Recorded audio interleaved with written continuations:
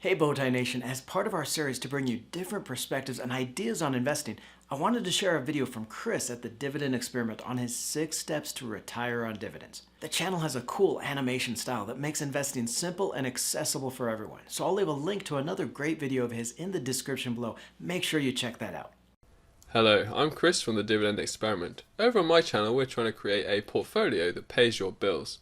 What that means is that each of your regular expenses can be systematically targeted by your investments, one by one, eventually leaving you to have all of them paid off each month so that you become financially free. In this video we're going to go step by step on exactly how to do that. But I would like to first start off by thanking Joseph for allowing me the opportunity to post this video on his channel. He often posts dividend related videos, so I was sure that you'd be interested in this particular topic.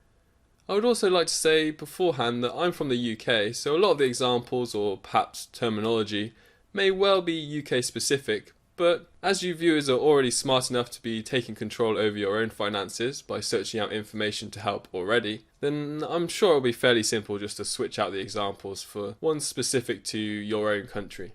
Anyway, now that's out of the way, we'll go through a 6-stage process to retiring on dividends. Step number 1 is why choose dividends to retire on. Step 2, measuring your cost of living and your target. Step 3, reducing your cost of living now in order to live large later.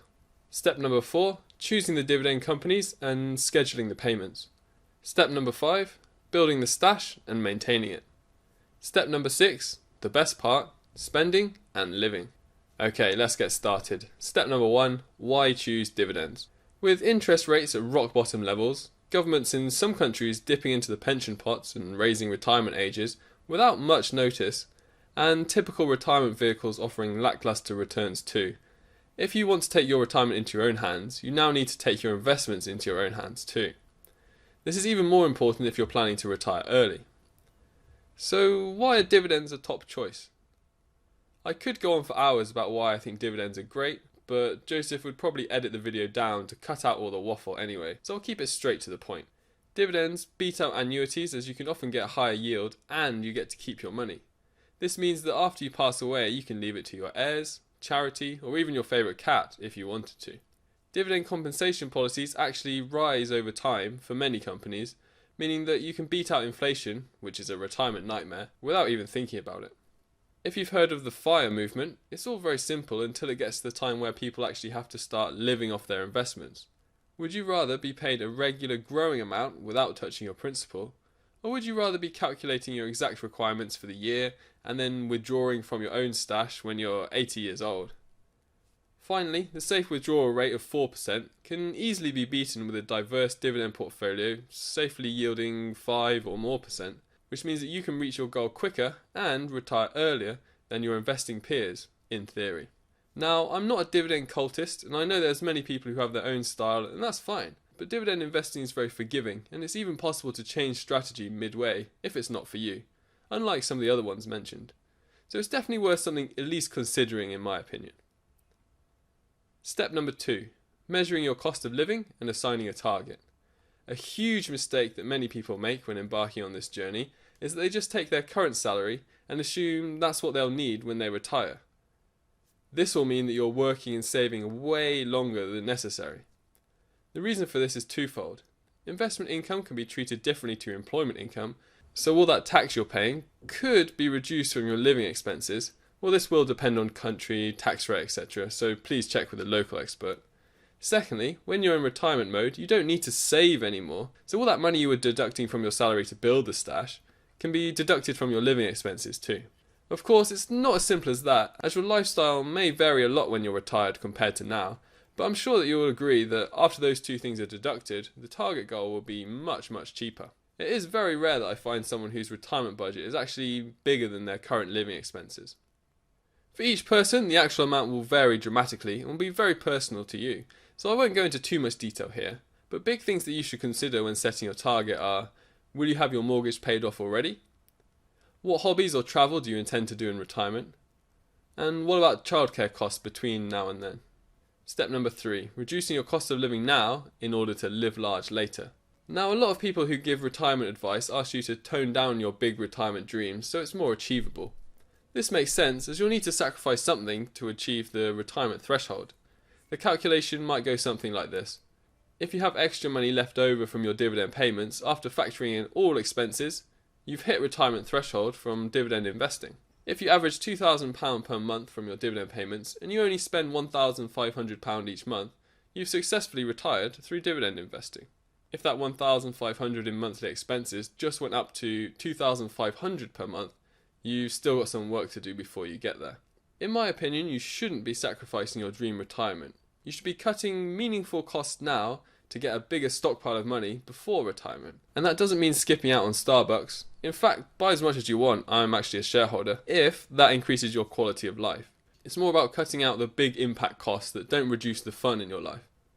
Ramit Sethi, author of I Will Teach You to Be Rich, says that the 3 big impact costs most people can cut are rent, eating out frivolously, and buying clothes on a whim. Again, everyone will be different. For me, personally, the biggest impact that improved my own personal savings rate was changing job and moving to a lower cost of living country.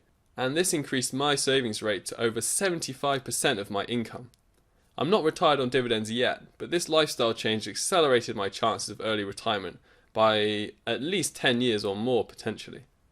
Step number 4, choosing the dividend companies and scheduling. Okay, number 4, and this is a big one. Over on my channel, I have a set of guidelines that I follow when adding a dividend company to my portfolio. Some of these rules include that the company should have a moat, must be a sustainable payer in the right kind of industry, and must have a history of payments, amongst other rules. Hopefully Joseph will be able to link the video down below in case you're interested in the whole list. This step is the easiest one to mess up, so when doing your research, make sure to think carefully and for the long term. There are a lot of people on YouTube and the internet giving advice of what to buy, but make sure you do your research too. I know that Joseph put some serious thought and analysis into his dividend picks, so if you're a subscriber here, you're already in a good starting place. If you want a very simple way to choose dividend paying companies and get diverse holdings from the get-go, one way to do it is to buy a wider range dividend ETF or exchange traded fund. 2 popular ones are DGRO, DGRO, which are dividend growth picks, a lower yield now and a trade-off for high dividends in the future, and HDV, which is straight up high dividends. These buy a range of companies that have been critically analysed by Morningstar and allow you to buy them as a basket, and it gives you a composite yield from across the spectrum of stocks. For example, here's the top holdings of HDV. ExxonMobil Corp, Johnson & Johnson, JP Morgan Chase & Co, Verizon Communications, Chevron, Procter & Gamble, Merck & Co, Altria Group, Cisco Systems, and Coca-Cola. Together, the ETF yields about 3%, which isn't amazing, but it can act as a great base for you to build around. This iShares ETF has an expense ratio of only 0.08%, which is fantastically low, and also something to watch out when you are picking ETFs like this. One more thing to consider when choosing these dividend companies is when they pay out.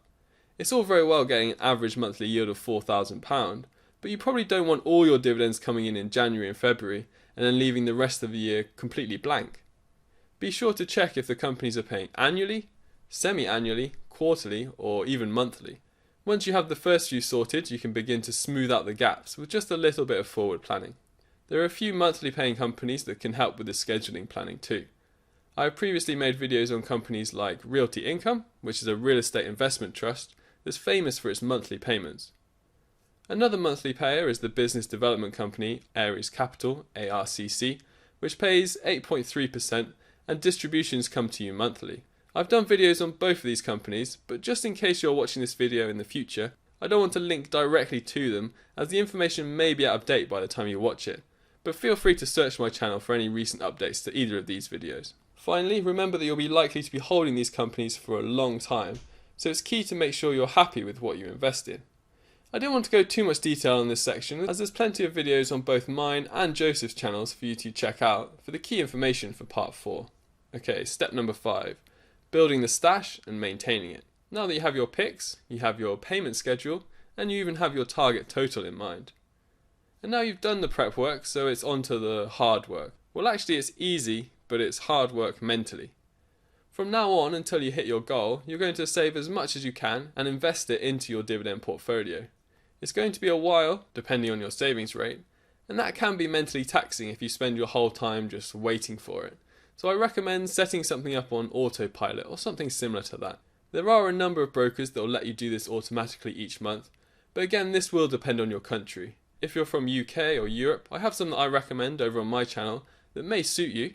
However, if you're an American or from elsewhere, I am pretty clueless, so I wouldn't even want to suggest one, but I'm sure there might be some good recommendations on this channel you're watching right now. A big mistake that a lot of people make at the beginning of this journey is to save and scrounge every penny to put into their savings stash to help to try to speed things up. We covered this in part 3 already. You want to save on the big impact, low benefit costs, not cut the actual ones that are enriching your life. This part 5 should be thought of as a marathon rather than a sprint. And we're making sure that it's sustainable as it can last for a long time. Okay, step number 6, spending and living. We made it. Years in the making, but we finally hit our retirement threshold. It may get a little bit harder as you get closer to the end and your payments are increasingly higher. As you get closer, it may be tempting to change your target just so you can retire quicker. Make sure to keep to the original target. You did make it for a reason. Now I'm going to be going full UK mode here, so apologies. And if you've been planning thoroughly since the beginning, you'll be stacking up your money in the tax-sheltered ISA. Here is where dividend investing becomes far superior to those other ways. Let's do an example, and these figures are just for demonstration purposes. You start with nothing saved, but contribute the ISA allowance of £20,000 per year to your portfolio of safely 5% yielding dividend companies for 13 years. Let that compound over those 13 years, and you end up with £350,000 all within the ISA. This means that you can get £17,500 every year in tax-free dividends. And this is a conservative case scenario too, as it assumes that all the dividends you picked are complete duds that haven't grown in share price either. In actual fact, over a 13-year period, it may well be the case that you could have grown significantly more than that. Now, I don't know what your budget is, but I'd hazard a guess that most people could manage to retire on £17,500 after tax, especially if their house was fully paid off too. And that's just 13 years of saving. Of course, longer will yield better results. I know that £20,000 can be a big ask for some too, but if you plug in your own numbers, I think you'd be pleasantly surprised at the results. Now, for those in the US, I believe you have something similar with the IRA. Maybe you call it a traditional IRA or Roth IRA or something. And I've heard those names floating about on various finance forums. If you're not from either of those countries, then I don't know what your respective government or financial authority offers that may be similar, but the premise is simple. You should be optimizing your saving and investing with the least amount of tax liability that's available to you. And that's not because we're trying to do anything sneaky or evade tax or anything like that. We just want to accelerate our goal using the means that we were legally given to do that. Now, there are a number of things that you could and should consider before embarking on this journey of retiring early, but I wanted to keep this video to a brief overview rather than an hour-long all-encompassing guide. If you can think of something people new to dividends should know, then feel free to add to the comments. Thanks again to Joseph for allowing me this opportunity to upload a video on his channel. I hope that you loyal fans got some value from this brief overview, or at the very least thought it was interesting. If you did, then I hope to see you over on the Dividend Experiment. If you didn't, then you know where to avoid if you never want to hear from me again. See ya!